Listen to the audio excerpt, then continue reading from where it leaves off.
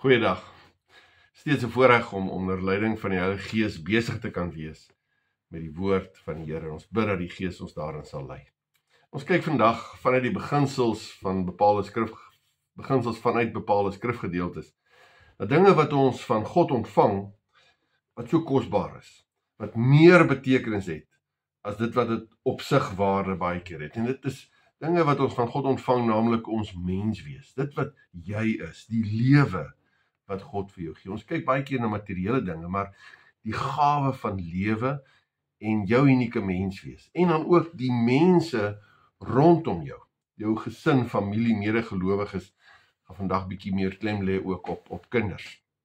Maar kom ons kyk na gedeeltes, eintlik 3 gedeeltes, en die beginsels wat daar is, wat vir ons bietjie perspektief gee oor hierdie gawe van lewe, gawe van menswees en medemense wat God vir ons gee. Ons lees Psalm 127 vanaf vers 1. Pelgrimslied van Salomo. As die Here die huis nie bou nie, soog die wat daarin bou te vergeefs. As die Here die stad nie beskerm nie, waak die wat dit beskerm te vergeefs. Te vergeefs dat julle vroeg opstaan en laat gaan slaap en met moeite bestaan maak. Vir die wat hy liefhet, gee die Here dit in hulle slaap. En dan veral hierdie vers. Seuns is geskenke van die Here. Kinders word deur hom gegee. Soos pyle in die hand van 'n krygsman, so is seuns wat gebore is toe hulle vader nog jonk was. Dit gaan goed met die man wat sy pylkoker so gevul het. Sulke mense het niks te vrees as hulle met die vyand in die stadspoort onderhandel nie. Nou lees ons ook uit Psalm 139, bekende Psalm vanaf vers 13. Ekskuus tog. U het my gevorm, my aan mekaar geweef in die skoot van my moeder.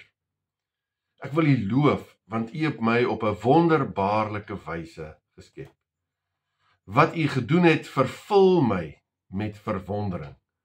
Dit weet ek seker, geen been van my was vir u verborge toe ek gevorm is waar niemand dit kon sien nie, toe ek aan mekaar geweef is, diep in die moederskoot. U het my al gesien toe ek nog ongebore was. Al my lewensdae was in die boek opgeskrywe nog voordat ek gebore is. En dan wil ons net 'n versie lees uit Lukas 12. In Lukas 12 gaan dit eintlik oor die gelykenis van werksmense wat die eienaar wat terugkom verwag, maar dan moet hulle waaksaam wees, hulle moet gereed wees enige tyd vir as die eienaar terugkom. En dan eindig hierdie gelykenis met 'n stelling wat dui op die verantwoordelikheid van die werkers of dan die slawe, maar terselfdertyd ook 'n openbaring gee wat op baie terreine toegepas kan word. En dit is in vers 48, Lukas 12 vers 48b. Van elkeen aan wie baie gegee is, sal baie geëis word. En van hom aan wie baie toevertrou is, sal meer gevra word. Nou as ek 'n voorbeeld kan gebruik, miskien is daar iets wat vir jou baie kosbaar is. Kom ons sê daar's 'n antieke stoeltjie, wat nie net geldelike waarde het nie, maar ook sentimentele waarde. Dis 'n stoeltjie wat al 3 geslagte in die familie is, en daar's 'n ryke geskiedenis, en dit gaan eintlik oor daai verhouding, waar jy saam met jou pa daar op sy skoot gesit het op die bepaalde stoel, en waar jy stories gehoor het, en al die kuiers, waarby die stoel eintlik inbegrepe was. En nou gee jy hierdie stoeltjie na die volgende geslag, amper in 'n bepaalde seremonie aan jou oudste kind. Jy vertrou as dit ware iets van jouself aan hom of haar toe. En dan 2 weke later, dan kom jy daar en dan gebruik hulle die stoeltjie om 'n kaggelvuur te maak, want hulle het nou vergeet om uit te koop. Hulle mors met iets wat kosbaar is, omdat hulle nie die betekenis daarvan verstaan nie. Daar's soveel meer as waarvoor hulle dit gebruik. Hulle verstaan nie die betekenis agter die stoel en sien net 'n paar stukkies hout. Hulle sien nie die verhoudinge, die herinneringe, die lyn wat loop deur geslagte raak nie. En so mis ons soms die betekenis en die doel en die verhouding van die dinge wat ons van God ontvang. Ons misken baie keer die lewe en ons unieke menswees en mense in ons lewe, so asof dit nou maar net daar is, asof dit iets alledaags is. En daarom, soos ek gesê het, ons kyk bietjie na die beginsels van hierdie skrifgedeeltes, na ons menswees, na die unieke lewe wat God vir jou gee, en die mense rondom jou, wat God in jou lewe gee, en dan bietjie spesifiek ook kinders. kinders wat die Here in jou lewe gee. Ons begin by die begin in Genesis, sien ons waar die Here die lewensasem in jou neus blaas, die lewensasem in die mens se neus blaas en van hom 'n ewige wese maak. Meer as bloot die fisiese. Lewe is God se sin om te gee. Dis nie iets wat jy toeëien en verdien nie. Dis 'n gawe van lewe en hierdie lewensasem wat God gee, het ons bloot omdat hy bepaal het dat hy dit sal gee. Ons lees nog hierdie unieke vorming van jou as mens in Psalm 139, wat ons gelees het vers 13, U het my gevorm, my aan mekaar geweef in die skoot van my moeder. Ek wil U loof, want U het my op 'n wonderbaarlike wyse geskep, 'n wonderbaarlike wonderwerk. Wat U gedoen het, vervul my met verwondering. Dit weet ek seker, geen been van my was vir U geborge toe ek gevorm is, waar niemand dit kon sien nie, toe ek aan mekaar geweef is diep in my moeder skoot. U het my al gesien toe ek nog ongebore was. Al my lewensdae was in die boek opgeskrywe, nog voor ek gebore is. Die Here het ons baie spesifiek uniek aan mekaar geweef in die skoot van ons moeder. Die menswees wat ek is die produk van 'n goddelike ingrype, 'n goddelike beplanning. Daardie unieke ek, genetiese samestelling, jou menswees, jou voorkoms, jou temperament, is fyn aan mekaar geweef tot 'n unieke individu. Jy is nie 'n glips of 'n frats of 'n toevalligheid. Jy is nie onbelangrik of weird of alternatief. Jy is deur God aan mekaar geweef. Jy is deur God geskape met 'n goddelike ingryping. Ja, meer nog, die Here gee nie net vir ons die lewensasem wat ons anders maak as diere nie. Hy gee nie net vir ons unieke, spesifieke mens wees wat hy aan mekaar weef, ook fisies, psigies, geestelik nie.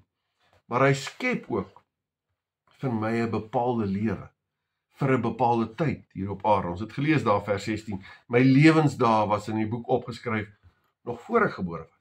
So God het 'n bepaalde lewe in oog gehad waarvoor hy jou geskep het. Hy skep jou om te leef in 'n bepaalde tyd, op 'n bepaalde plek, tussen bepaalde mense, vir 'n bepaalde doel.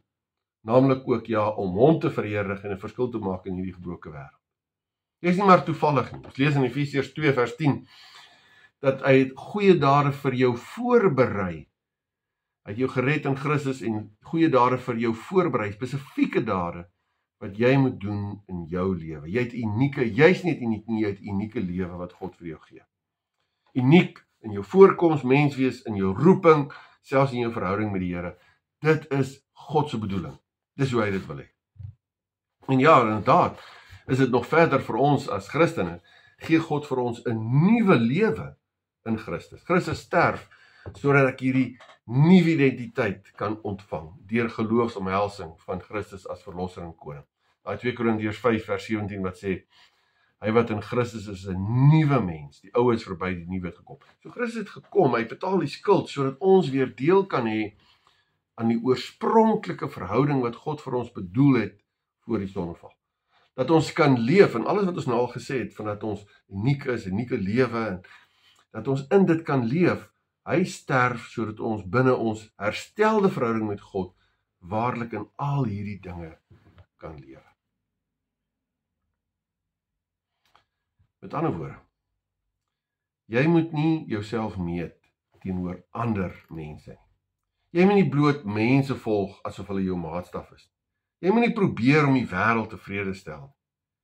Jy is jou eie mens. Jy is deur God uniek gemaak. En volgens God se maatstaf moet jy jou lewe leef, op jou unieke manier. Ek is nie maar net gebore, en jy is nie maar net gebore, en nou leef jy jou dae op, gebruik 'n bietjie suurstof, probeer 'n klomp goed bymekaar kry, tot my tyd hier verby is. Nee, ons lewe is soveel groter as ons, en ons eie dingetjies. Ons moet nie die lewe wat God gee misken nie. Dit gaan oor God, en hy gee lewe, en daardie lewe is groter as ons. Maar dis die lewe wat hy vir ons gee, in 'n unieke menswees, in 'n unieke bedeling, unieke tyd. Ek is 'n produk, jy is 'n produk van 'n goddelike ingrype, van 'n goddelike plan wat volvoer moet word. Ja, God gee aan my 'n kosbare, 'n unieke lewe, wat jy moet aangryp en leef tot eer van hom. Laat ons toe dat God jou lei deur sy Heilige Gees, om sy plan vir jou lewe te lewe. Laat toe dat God die huis bou, soos ons gelees het in Psalm 127, want hy is die argitek daarvan. Ja, ons moet ook, ons kom later of 'n bietjie terughaal, mekaar begelei, om waarlik die unieke menswees te leef, wat God ons gemaak het, wat God ons gegee het, en wat God ons gegee het deur 'n herstelde verhouding met hom. Maar dan gee die Here ook as gawe in ons lewe ander mense. Nou daardie ander mense is ook, alles wat ons gesê het, is kosbaar, is uniek, is spesifiek geskape, maar hy gee ook ander mense om my lewe met my te deel. Maar hierdie mense wat hy deel maak van ons lewe, is inderdaad ook deel van die kosbaarheid van ons lewe, wat ons van God ontvang. Mense is 'n gawe van God in ons lewe. En dan natuurlik in besonder medegelowiges, saam met wie ons die koninkrykspad loop, en waarmee ons saam God verheerlik. Ons lees in Kolossese 2, ek wil hê julle moet weet hoe sterk ek my beywer vir julle en vir die gelowiges in Laodicea, en vir al die ander wat ook vir my nog nie persoonlik gesien het nie. My doel daarmee is dat hulle bemoedig word, hulle moet in liefde aan mekaar gebind wees, en saamstrewe na diep en volledige insig. Nou, 1 Korintiërs 12, wat ons ook nou verlede week na gekyk het, liggaam is saam 'n eenheid, en baie lede, al die lede saam vorm een liggaam, soos met die liggaam van Christus.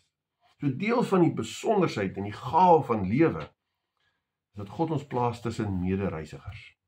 Om saam te reis, is deel van 'n gawe, van God se goddelike ontwerp, vir die lewe en jou lewe.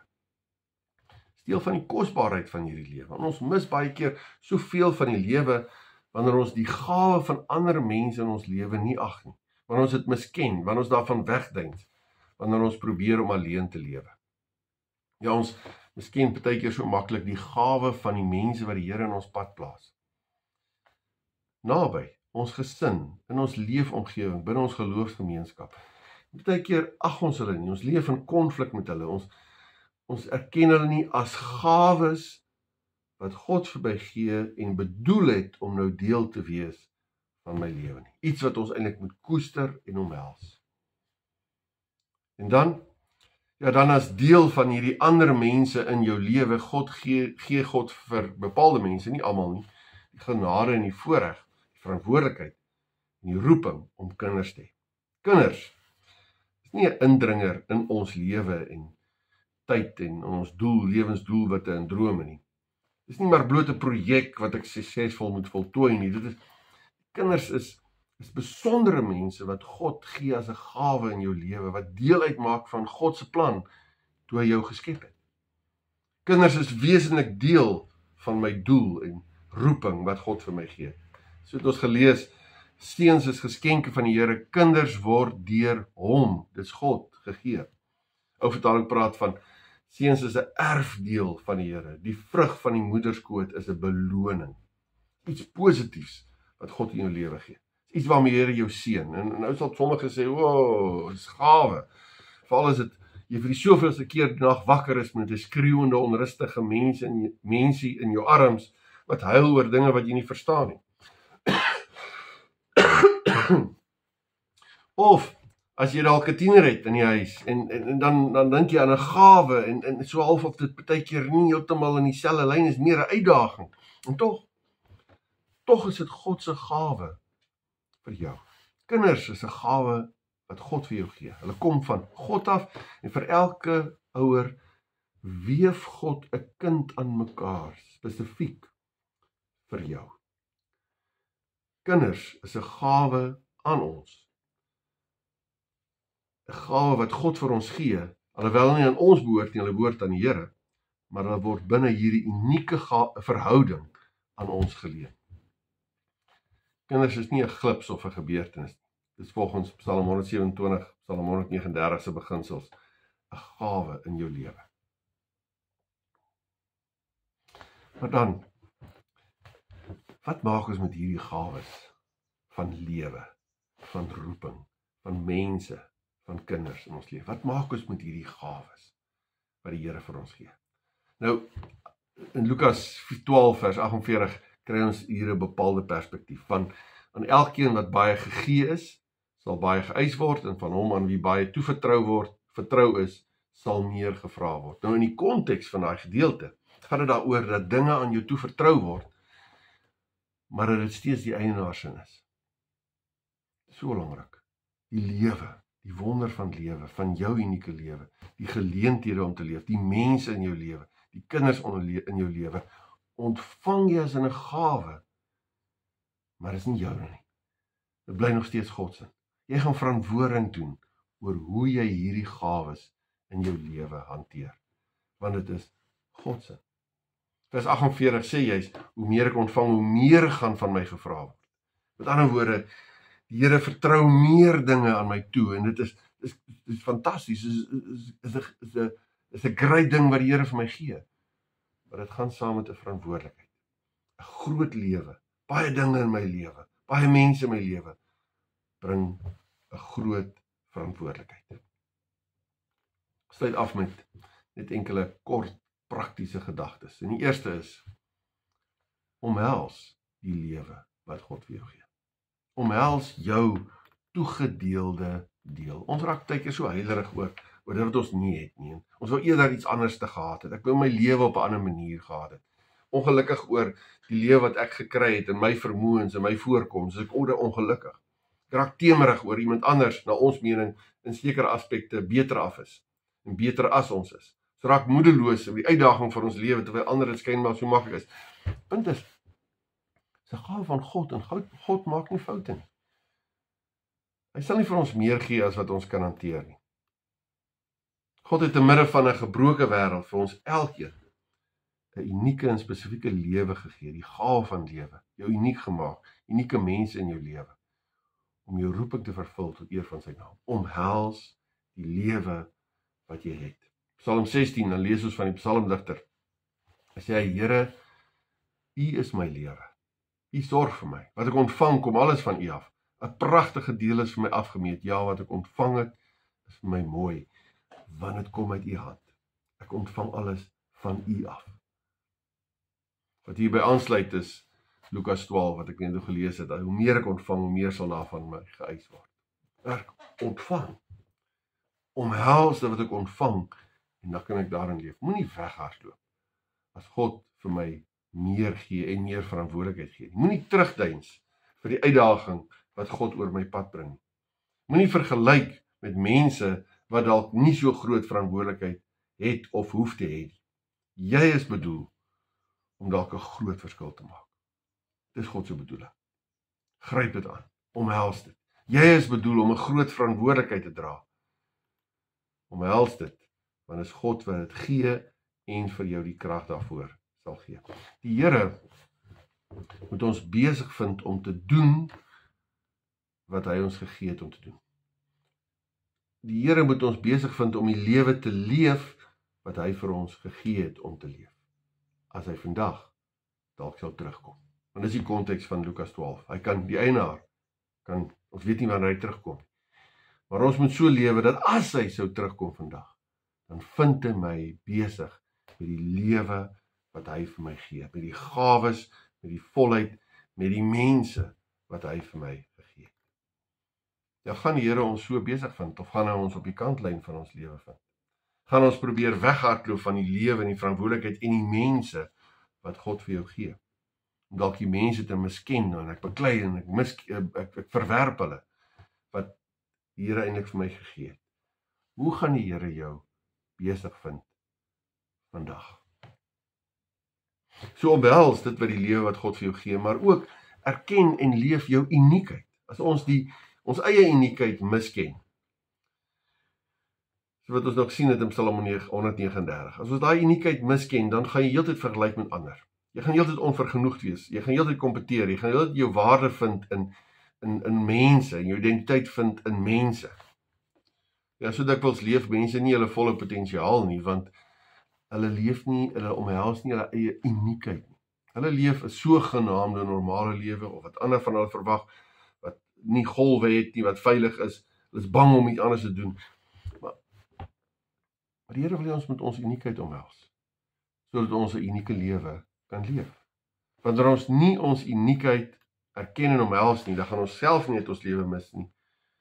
Maar ons wil baie keer, as ek dit nie my eie uniekheid omhels nie, gaan ek ook nie iemand anders hulle uniekheid. Dan skep ek nie 'n ruimte waar iemand anders kan wees as wat ek is. As ons 'n ander se uniekheid misken, dan is dit juist dat ons hom of haar wil verander om soos ek te wees. Daar's heeltyd konflik. Ons plaas mense in boksies teenoor. Ons erken dat God ons anders geskaap het en dat God se bedoeling vir ons is om anders te wees. Ons moet ruimte skep en ander mense begelei om hulle uniekheid te leef. Nou, solank dit nie sonde is nie, binne God se spelreëls. Maar as dit nie sonde is nie, dan moet ons ruimte skep vir die uniekheid vir ons lewe, maar ook vir die van ander. Miskien ook minder veroordelend wees oor dinge wat ek eintlik maar net nie van hou nie. Of iemand in 'n boksie probeer indruk wat vir my aanvaarbaar is. Of miskien bietjie met meer beskeidenheid omgaan met my manier van doen, soos of dit die enigste manier en volmaakte manier is. As nogal as jy jou kinders se uniekheid misken, dan kweek jy baie keer rebellie. Meer nog, jy sê eintlik die Here het 'n fout gemaak toe hy vir jou 'n unieke kind, iemand besonders, aan mekaar geweef het in die skoot van sy moeder. Soveel verhoudings en binne families en huwelike en tussen ouer kind loop skeef, omdat ons nie die uniekheid omhels en erken wat God vir ons gee en vir die kind of vir 'n ander persoon gegee het. Leef wie jy is. Jy is jy en leef jou lewe volgens jou eie menswees. Natuurlik binne God se raamwerk van reg en verkeerd. En laat ander toe om dit ook te doen. Maar dan ook, begelei mekaar om hierdie lewe voluit te lewe. Jy moet volgens God se wil ook 'n gawe in die ander persoon se lewe wees. Die Here wil jou ook gebruik as 'n gawe in iemand anders se lewe. Ten diepste is ander mense en kinders is die enigste ewigheidsbeleggings wat ons kan maak in hierdie wêreld. Al die ander dinge gaan tegnies ophou. Dis net kinders en medemense wat die ewigheid daar gaan wees. Ons het insette om te lewer op die lewensreis van ander. Ons moet 'n bydrae lewer dat hulle ook hulle effektief hulle lewensdoel leef in verantwoording teenoor die Here. So, vir wie is jy 'n mentor tans? En hoe effektief doen jy dit? Dis God se bedoeling. Jy is ook 'n gawe, daar's mense as gawes in jou lewe, maar jy is ook 'n gawe in 'n ander persoon se lewe. Leef jy as 'n gawe in 'n ander persoon se lewe? En om wat te kan doen, natuurlik moet ons deel in mekaar se lewe. En as ons deel in mekaar se lewe, dan is dit eerder 'n toergids as 'n reisagent. 'n Reisagent sê net wat jy moet gaan doen en dan stuur hy jou op jou pad. 'n Toergids reis saam met jou, begelei jou op die reis, wys die gevaar uit, wys die mooi en betekenisvolle dinge uit. Miskien is ons bedoel om eerder 'n toergids in mekaar se lewens te wees as 'n reisagent. Om regtig ons verantwoordelikheid teenoor ander mense en veral ons kinders na te kom, moet ons deel wees van hulle reis. Ons moet deel in hulle lewe, saam met hulle die pad stap. En juist omdat jy God se onvoorwaardelike liefde ontvang het, kan ons in ons saam reis met iemand ook aan daardie persoon onvoorwaardelike liefde gee. Ons is baie keer voorwaardelik. As jy aan my verwagtinge voldoen, as jy is wat ek gemeen het jy sal wees, as jy dieselfde ding as ek, as jy dieselfde dink as ek, as jy so goed is soos daardie een of daardie een, dan sal ek jou aanvaar en jou regtig lief hê. Maar God het absoluut niks vir ons gevra nie. Hy gee ons sy seun wat in wie hy hom neergebuig het om na hierdie aarde toe te kom.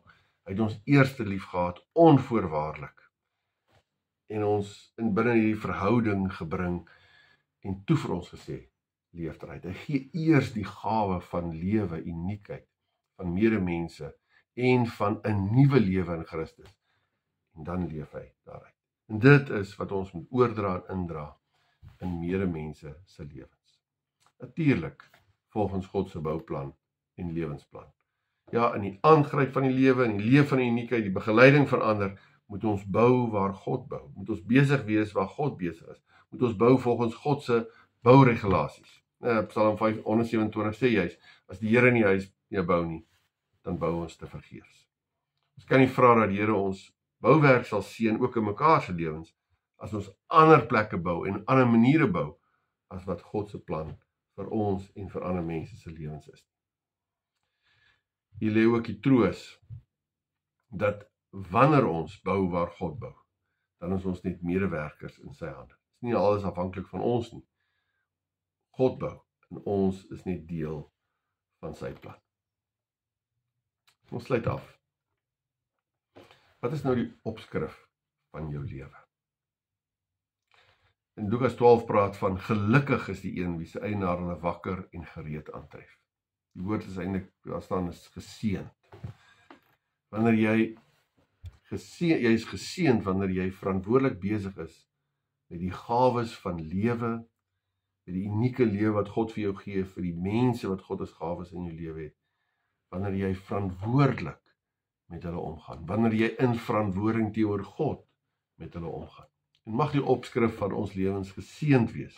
Nie omdat ons bloot aan rykdom en alles wat ek bereik het en in mate wat ek beheer is nie, maar dat ek geseënd is, omdat ek in die konteks van Lukas en dit wat ons gelees het, Psalm 139:27, besig is om die gawe, die unieke gawe van lewe, my menswees, my mense wat die Here op my pad plaas, omdat ek daarin leef, voluit tot eer van God, saam met my mede-gereisigers, en natuurlik veral saam met my kinders, in God se naam, tot eer van God. Amen. Kom ons bid saam. Onse Vader, ons dankie vir die gawe van lewe, vir die unieke menswees wat ons elkeen kan wees, dat U ons aan mekaar geweef het, en dat U besonderse en unieke mense in ons lewenspad plaas. Here, ons eer U daarvoor. Ons sê, Here, ons wil dit aangryp in U genade. Ons wil dit lewe tot eer van U naam. Ons wil dit voluit lewe, sodat U verheerlik daardeur verheerlik kan word. Here, ons kyk op na U toe, en ons volg tree vir tree waar U ons lei. Here, en daarin lê ons geborgenheid, daarin lê ons vergenoegdheid, en daarin lê ons vreugde. Ons bid hierdie gebed uit U groot genade, in die naam van ons Here Jesus Christus. Amen. Die genade van ons Here Jesus Christus, en die liefde van God ons Vader, en die gemeenskap, die teenwoordig wees, die begeleiding, die krag en die troos van die Heilige Gees, is en bly met U elkeen. Amen.